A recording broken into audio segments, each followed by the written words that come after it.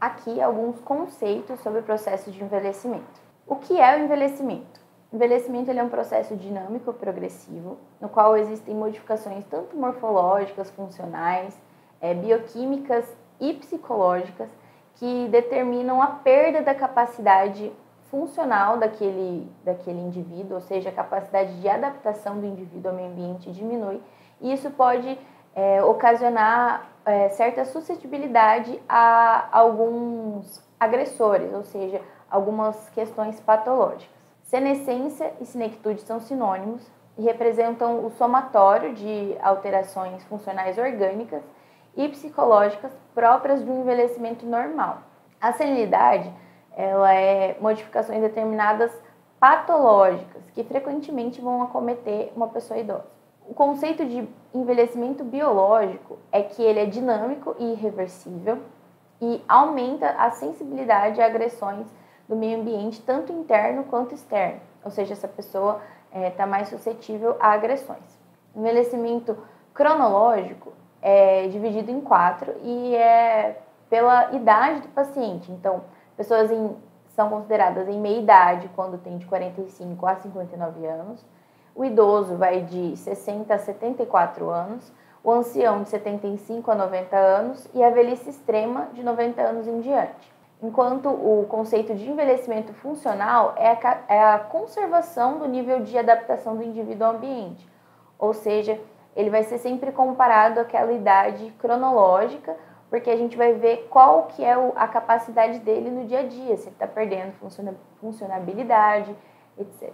O envelhecimento social, ele vai avaliar o desempenho de papéis, ou seja, como que é a relação do indivíduo com o meio. Enquanto o envelhecimento psicológico vai relacionar a idade cronológica com a capacidade de percepção, memória, aprendizagem que aquele indivíduo possui. Agora um pouco sobre a fisiologia do envelhecimento.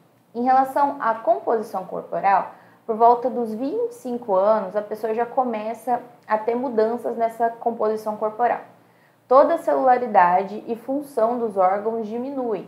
A água intracelular ela é diminuída, ou seja, o idoso ele é mais desidratado e por esse motivo a gente precisa ter cautela na administração de alguns medicamentos, já que medicamentos hidrossolúveis eles podem ter efeitos mais indesejáveis, mais efeitos adversos. Eles apresentam musculatura diminuída, ou seja, as principais fibras que são acometidas com o envelhecimento são as fibras do tipo 2, que são as fibras brancas, relacionadas à contração rápida, ou seja, isso vai levar eles a uma força diminuída. Então, a força muscular do idoso está diminuída. A gente pode ter também a sarcopenia, relacionada à musculatura diminuída. Aumento da gordura e substituição da musculatura, especialmente na cintura pélvica. E a gente precisa também ter cuidado com medicações lipossolúveis, porque elas vão ter maior ação, já que a gordura vai estar em maior concentração. O envelhecimento da pele, ela vai se tornar um pouquinho mais espessa, mais seca, por conta da diminuição do número de glândulas sebáceas. Essas glândulas sebáceas, elas diminuem em número, só que elas aumentam de tamanho, porque elas vão estar retendo, digamos assim, o sebo, a produção, o produto que elas fazem. O folículo capilar, ele não cresce mais, então a gente vai ter a rarefação dos pelos. E a partir dos 30 anos, o número de melanócitos também diminui, cerca de 8 a 20% a cada década. A reposição de células na epiderme ela fica mais lenta, o que aumenta a probabilidade de câncer de pele. A diminuição no número de células de Langerhans, existe diminuição de fibras colágenas e elásticas da pele, o que leva à perda da resistência, ou seja, uma flacidez, e tem perda da vascularização, o que justifica a palidez e a queda da temperatura da pele, ou seja, a pele do idoso vai ser mais fria. As pálpebras, quando a gente fala das pálpebras superiores, ela leva a uma limitação do campo visual e isso vai facilitar acidentes e quedas, ou seja, a gente precisa, por conta da questão do envelhecimento, da flacidez, as pálpebras caem, que leva a um possível risco para quedas. A flacidez das pálpebras inferiores vai deslocar o orifício de entrada do canal lacrimal, o que provoca um lacrimejamento contínuo e incômodo. Pode levar a alterações patológicas também. Os fâneros, eles vão ter queda nas glândulas sudoríparas, queda nos vasos, queda em espessura e queda do tecido subcutâneo, o que dificulta um pouco a termorregulação, ou seja, a gente vai voltar naquela questão da pele mais fria. A gente tem também o embranquecimento dos cabelos por conta de uma progressiva queda de melanócitos. O número de corpúsculos de Pacini e de Messenger, eles diminuem, ou seja, a gente tem uma diminuição do tato e da pressão, eles perdem essa noção de espaço, diminui também a destreza. E a gente tem também um crescimento longitudinal de unhas diminuído, o que torna elas mais quebradiças e mais frágeis. Em relação ao aparelho cardiovascular, a gente pode encontrar hipertrofia do ventrículo esquerdo, o que geralmente leva a um aumento da PA e é geralmente também mais comum em mulheres. A gente vai encontrar, por conta desse aumento da PA, um aumento também da pressão arterial média. Aumento no número e espessura de fibras colágenas do miocárdio e aumento da rigidez na camada média da artéria, por conta da perda da elastina. No sistema nervoso, a gente vai ter perda de volume cerebral, cerca de 2 a 3% por década depois dos 50 anos.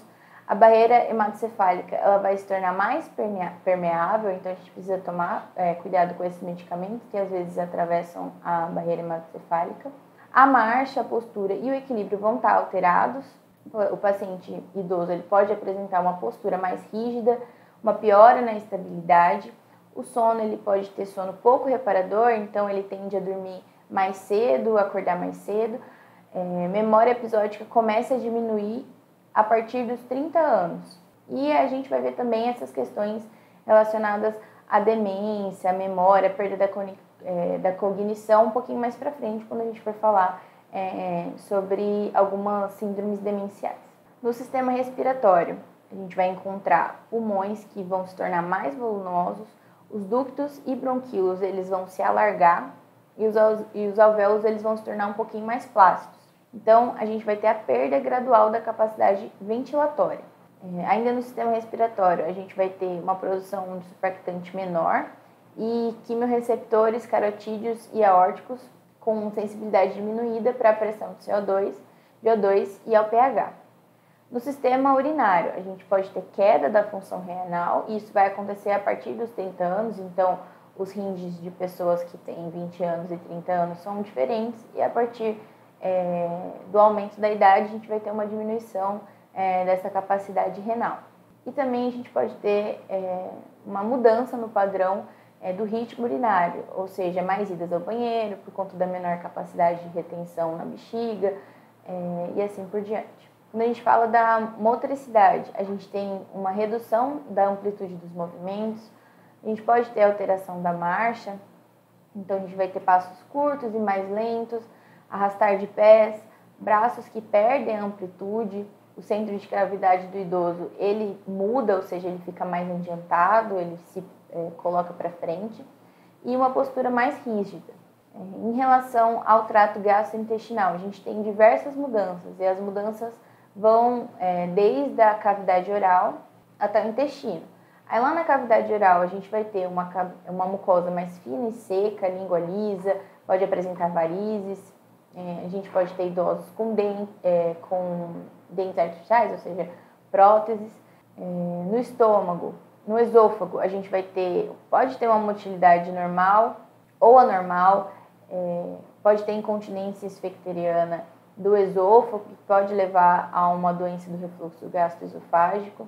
No estômago, a gente tem uma redução de ácido clorídrico e pepsina, então a gente tem uma dificuldade maior na digestão de proteínas, redução da motilidade, ou seja, o alimento fica mais tempo dentro do estômago. No intestino delgado, redução da altura das velocidades, ou seja, a diminuição da superfície de contato para absorção de certos nutrientes. Então, o idoso pode ter essa deficiência por conta disso. Diminuição na absorção de cálcio, que gera pode levar a uma osteoporose. Lá no intestino grosso, a gente tem uma grande prevalência de diverticulite. Muitas vezes o idoso desenvolve essa doença. Geralmente essa doença é mais encontrada em idosos. E o pâncreas, a gente tem uma redução do tamanho do pâncreas, fibrose, e a gente também pode encontrar redução de algumas enzimas que são produzidas pelo pâncreas, como a lipase e a tripsina. No trato osteoarticular, a gente vai ter o nosso pico de massa óssea vai ser entre os 30 e 40 anos, e aí começa a ter uma redução de massa óssea. Os ossos eles ficam mais compactos, então a gente vai ter o aumento da porosidade e reabsorção interna. Lá no músculo, a gente tem redução da massa muscular, como eu já falei anteriormente, e na articulação, a gente tem diminuição da flexibilidade, diminuição dos espaços entre os ossos. Isso pode levar também à rigidez.